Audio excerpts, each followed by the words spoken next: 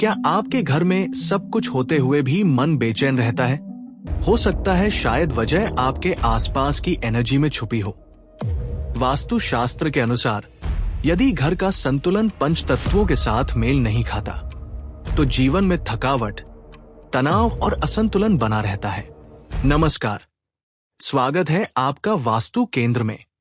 आज हम बात करेंगे एक ऐसे विषय पर जो प्राचीन भी है और आज की मॉडर्न लाइफ में भी उतना ही जरूरी। वास्तु और सस्टेनेबिलिटी, एक ऐसा संगम जो आपके जीवन को बदल सकता है। वास्तु सिर्फ दिशाओं की जानकारी नहीं है, बल्कि ये एक एंशिएंट साइंस है जो हमें सिखाता है कि कैसे हम अपने घर को प्रकृति के 5 तत्वों धरती, अर्थ, जल, वाटर, अग्नि, फायर, वायु, एयर और आकाश, स्पेस के साथ संतुलन मिलाकर अपने जीवन में शांति, स्थिरता और समृद्धि ला सकते हैं। आज की दुनिया में जहां सस्टेनेबिलिटी एक फैशन बन चुका है, वास्तु पहले से ही सस्टेनेबल निर्माण और जीवन शैली का मार्ग दिखा रहा है। अब जानते हैं उन मूल तत्वों को जो वास्तु और सस्टेनेबल डिजाइन के लिए जरूरी है। दिशाओं का महत्व, इंपॉर्टेंस ऑफ डायरेक्शंस। नॉर्थ और ईस्ट से पॉजिटिव एनर्जी घर में प्रवेश करती है।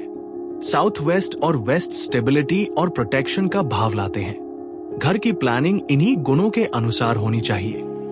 एनर्जी फ्लो यानी ऊर्जा का प्रवाह, खुला ब्रह्म स्थान, उचित वेंटिलेशन और भरपूर नेचुरल लाइट, ये सब मिलकर पॉजिटिव एनर्जी को फ्री फ्लोइंग रखते हैं। वास्तु शास्त्र के अनुसार हर दिशा किसी न किसी पंच तत्व से जुड़ी होती है। अग्नि, फायर एलिमेंट जुड़ा है साउथ ईस्ट डायरेक्शन से, इसीलिए किचन यानी रसोई घर इस दिशा में होना सबसे उत्तम माना जाता है। जल, वाटर एलिमेंट जुड़ा है नॉर्थ ईस्ट डायरेक्शन से, यहाँ पूजा रूम, ध्यान स्थान और वाटर स्टोरेज जैसे टैंक या जल स्रोत होने चाहिए। वायु, एयर एलिमेंट का संबंध है नॉर्थ वेस्ट डायरेक्शन से, इस दिशा में वेंटिलेशन, खिड़कियां या हवा के प्रवाह के लिए जगह होनी चाहिए ताकि घर में मूवमेंट बना रहे।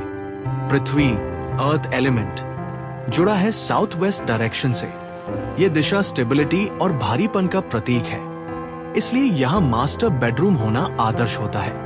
और अंत में आकाश, स्पेस एलिमेंट का संबंध है सेंटर ऑफ द हाउस यानी ब्रह्म स्थान से।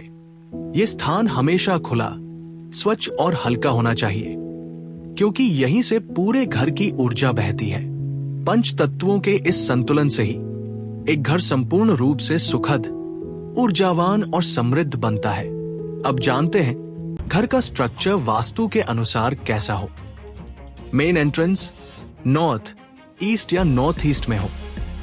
किचन साउथ ईस्ट यानी अग्नि कोण में हो। ब्रह्म स्थान, घर का सेंटर खुला और हल्का हो। मास्टर बेडरूम साउथ वेस्ट में रखें। पूजा रूम नॉर्थ ईस्ट में बनाएं, जिसे ईशान कोण कहते हैं। वेंटिलेशन ईस्ट और नॉर्थ में रखें, जिससे ताजी हवा और धूप आए। अब बात करते हैं वास्तु और एनवायरनमेंट के परफेक्ट मिलन की। आज जहां इको फ्रेंडली होम्स की मांग बढ़ रही है, वही वास्तु पहले से ही सिखाता है कि हमें प्रकृति के अनुसार ही निर्माण करना चाहिए।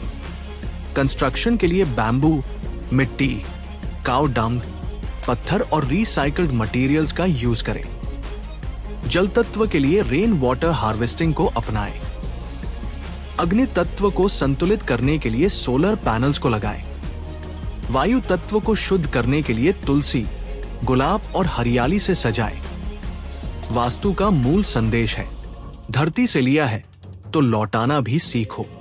जब घर की हर दीवार, हर खिड़की और हर कोना पंच तत्वों के साथ संतुलन में होता है, तो घर में बसती है शांति, सकारात्मक ऊर्जा और आंतरिक संतुलन। वास्तु सिर्फ बिल्डिंग डिजाइन नहीं है, बल्कि ये मानव और प्रकृति के बीच का सेतु है।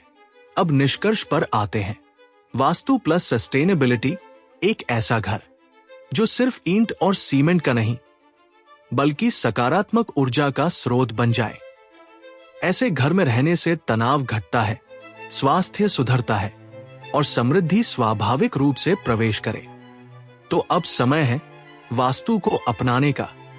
अपने घर को बनाइए एक संतुलित, शुद्ध और सस्टेनेबल स्पेस जो आपको दे शांति, ऊर्जा और उन्नति।